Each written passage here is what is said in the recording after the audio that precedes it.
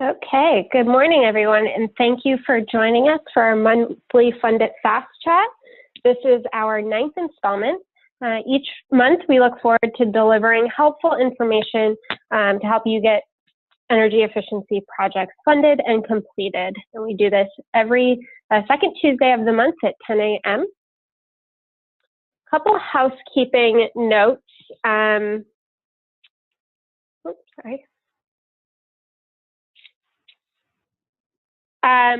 Please note that your microphones are muted.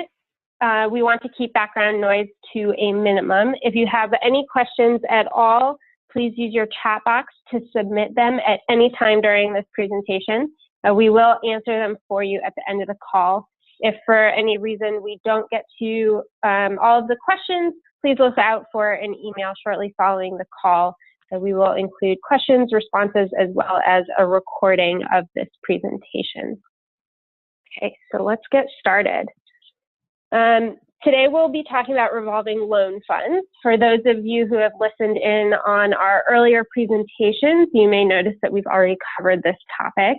We're revisiting it though because it is such an inventive way to continuously have a coffer of funds at hand, designated specifically for energy projects. So while these are generally called revolving loan funds, we think a better name for this is a revolving energy fund. For most local governments, a loan in the typical sense doesn't describe this funding mechanism completely accurately. So what is a revolving energy fund? It is a pot of money set aside to specifically fund energy projects.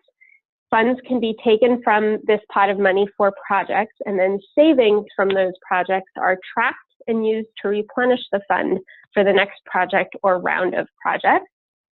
If you like, you can establish interest payments on the money taken out for projects so that the cost of maintaining the revolving energy fund are minimized. This is where that loan term comes in. So how do you create one of these funds? Well, before you create a revolving energy fund, you'll need to decide whether it is better for you to operate the fund internally or externally. An internal revolving loan fund is a bit more informal. It's an accounting treatment that is effective at tracking and capturing savings from energy projects. The same organization both maintains and administers and benefits from the fund. And seed funding usually comes from a fixed pool of internal funds, such as savings from a fully grant-funded project. And we'll dig into that more in a minute. An external revolving loan fund is usually run in conjunction with a third party. They can be government-sponsored and managed, for example, through the state's energy office. And they are financed by anything from ratepayer funds and treasury investments to private capital. Let's dig a bit deeper into internal revolving energy funds. If city councils and boards of supervisors are supportive, these funds can be managed relatively simply, and there is no need for coordination with third parties like other government agencies or banks. The biggest question we get, though, is where does the seed funding come from? Well, it can come from a few different places. Some councils or boards will allow for a movement of general fund dollars or annual operating budgets. Usually, however, you'll start with the savings from a project that is already in progress or in the planning stages, and you can immediately start tracking the savings from that project and directing them into your new revolving energy fund.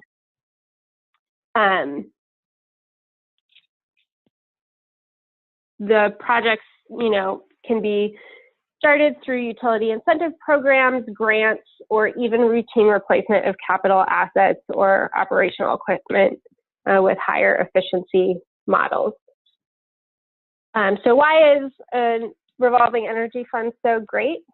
Well, you'll notice that the same capital is used over and over again, resulting in ongoing savings. This means that as the fund grows, projects can be completed with little or no extra cost to your city or county. This is especially true because those funds can be used in conjunction with other programs or incentives to fully finance a project without any disincentives. Are there any downsides though? Yes, but only a couple. First is that once your first loan goes out for a project, lending activity can slow based on how quickly repayments from savings come in. This is natural from the fund structure, but the fund will eventually grow over time and will be there for projects in the future. This brings me to the second point. A revolving energy fund, like most programs, has administrative costs and time associated with maintaining it. So tracking savings for the fund is crucial for success. Whether this process is completely integrated into your systems or you have to manually process savings from projects, it's important to know how your fund is growing. And those are the basics of setting up a revolving energy fund.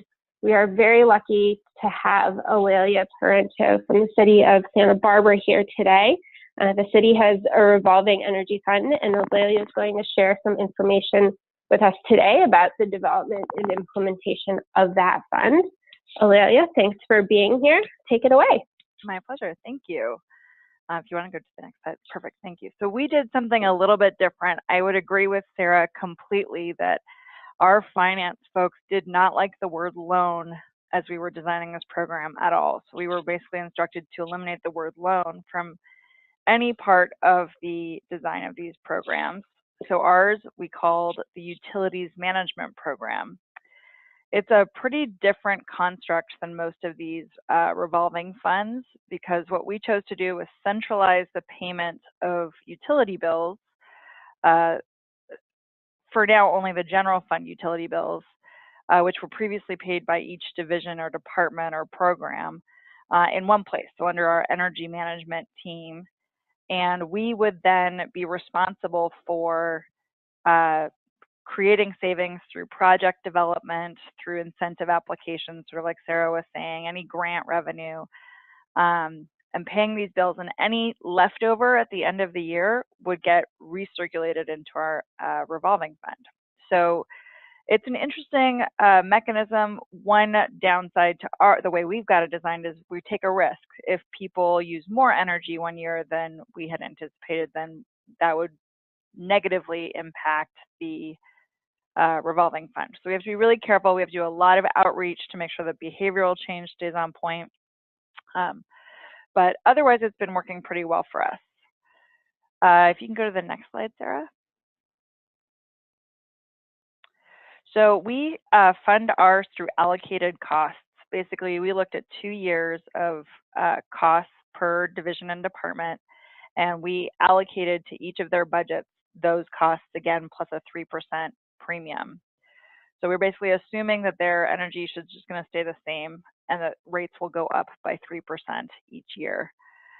So that money comes into our revolving utilities account each month. It's divided by 12, and then by the end of the year, we get that full utility allocation. So this only applies to general fund because enterprise funds operate like a business and can't have their money pooled into a larger general project fund. So we're hoping to tackle enterprise funds at a later date. It'll be a lot more complicated though. Next slide. So we were fortunate in that our council agreed to give us a $25,000 one-time seed funding when we first started the program. And we also received from council a $120,000 loan that was to be paid back over 5 years to really knock out those quick payback projects, which is basically lighting. And so we've done that basically. And so so far in the 3 years that we've had this program rolling, we've been able to roll over about $80,000 per year for projects, which has been great. Next slide. So this is just sort of a snapshot of the finances. Each year, our utility budget is about $1.35 million, mostly electrical. And then I'm showing you here, based on last year, how much we actually spent. So that little delta between the two bars is what we got to reinvest into energy efficiency. And I should say here, we also are looking at renewables projects because the city has a 100% renewable electricity goal by 2030. Next slide. So we have all run into some hurdles, certainly budgetary hurdles. This is a really different way of treating a general fund account, and we've had to have some really serious heart-to-hearts with our finance department about how to roll this money over at the end of the year. Most general fund accounts that have a surplus at the end of the year gets rolled over into a general pot of reserve money that then is reallocated later. This needed to have its own reserve fund so that it could stay in the energy program. Our other hurdle right now is that we've been really proactive and we've hit all of our low-hanging fruit programs. We don't have any quick payback projects anymore, and that means that we have really slow growth in terms of our revolving fund. So we're trying to be creative in how we can bolster that growth. Another one is one of the main revenue sources for this fund was incentive funding from the utilities, and a lot of those, as you probably all know, are going away or hitting the midstream manufacturer and distributor folks. So we're not getting that revenue stream anymore, which is challenging. And then lastly, as I mentioned, we're looking at renewable energy and storage projects, and those just are exorbitantly expensive. And so we're having a hard time getting the payback on those that would help grow the fund. And I think I have one more slide. Nope, that's it. So that was a really quick overview of how we're doing it. It's working for us.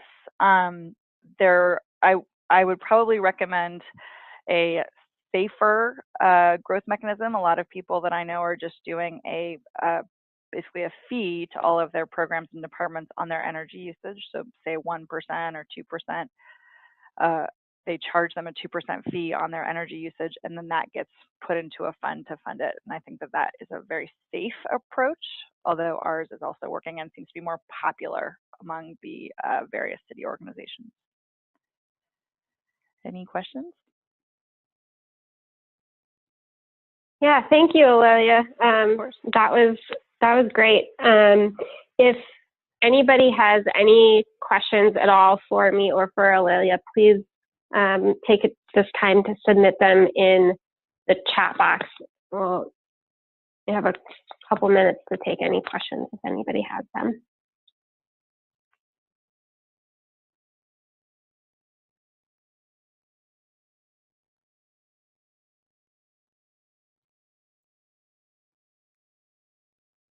While we wait for questions. Oh, aside from using, Lauren Seymour asked, aside from using the word loan, were there other political challenges when developing the fund?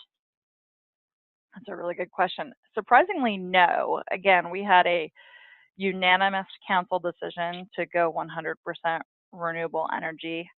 So that gives you sort of a taste of what our council makeup is right now. So no, they were very supportive, loved the idea. We've sort of been lamenting for a long time about how hard it was to pay for the deferred energy projects that we had. So no, this all sort of made sense to them, but that word loan was surprisingly political.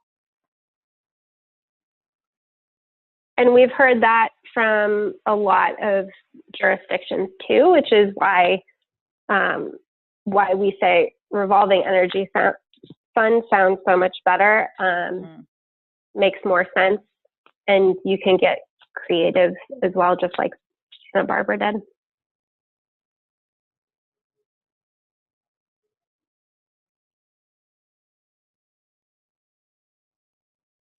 We'll see if there are any more questions. In the meantime, I invite you to connect with SJVCEO through social media, email, or on our websites to see how we can serve you. All past Fast Chats can be found on our website, sjvcleanenergy.org, under the resources heading. So look for those. We have several. Next month, join us on April 9th and that topic will be confirmed shortly. Looks like we haven't had any other questions. So Aurelia, thank you again so much for talking to us about Santa Barbara's Revolving Energy Fund. That was super helpful. And thank you all for joining us this morning, and have a wonderful day. Thank you.